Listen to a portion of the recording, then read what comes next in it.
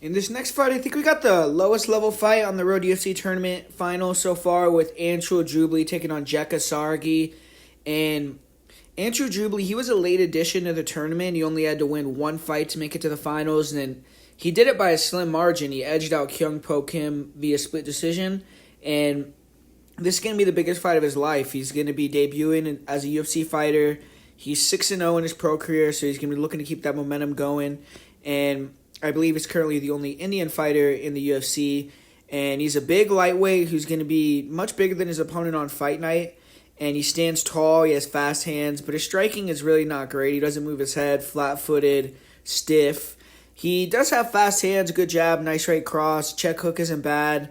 He'll throw some decent body punches, but I feel like Saragih is much faster than him, and I think Saragih's leg kicks could be an issue for him as well. He has to try to push the wrestling in this fight for sure, and he could potentially land some nice clean shots after getting Saragih tired, because he throws more straight shots, and sometimes Saragih does start to loop punches. But, I think that going to the ground would be the best option. He has shown a good chin, and he's shown solid power, but he's very physical. Good job he's doing striking the pressure forward into the clinch and hit takedowns. And from there, he does a good job of transitioning from position to position. He has good control, nice mount. He worries more about keeping the position than finishing the fight, and the majority of his wins are via decision. So he has good cardio, and he can grind you out. Big guy for the weight. And Jeka Saragih is a striker on the feet. He's explosive, fast, powerful. He has momentum. He's coming off 2 highlight reel knockouts. In my opinion, he's a little small for lightweight. He's probably going to be optimal at 145.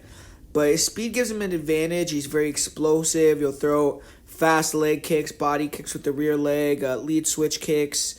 He does a good job blitzing in with punches. He'll attack the body. When fighters pressure him, he can pull counter pretty effectively. He showed that in his last fight where he got a nasty one-punch KO off the back foot. And he's creative with the striking. I've seen him mix in some flying attacks, spinning attacks. He landed a spinning back fist in his fight against Pawan Man, which finished the fight. His defense isn't the greatest, and he does tend to get tired and become more open and more hittable. But fun, wild style on the feet, and especially when he's fresh, he's going to have a big speed advantage and probably be able to light Jubli up if it could stay standing. But his wrestling and grappling is a little bit questionable. As I said, he's small for the weight.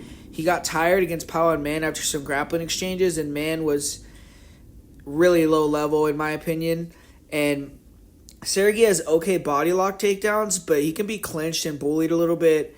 Takedown defense looks average at best. He doesn't seem very good off of his back, so definitely needs to avoid getting taken down in this fight. And this fight's a pass to me. I agree with the line. I see pass to victory for both fighters, but I'm personally going to pick Jubli. I think he can use his size to get into clinch and a couple of takedowns, get Saragih tired, and then make the striking more competitive. And I think he has a better cardio, which is what's going to give him the win. I think that Saragih is probably a little bit better fighter, but I think he's going to be undersized, and I think that's going to be a big factor. And I think he should go to 145. But I'm going to go with Anshul Jubli by decision in a pretty low-level fight here.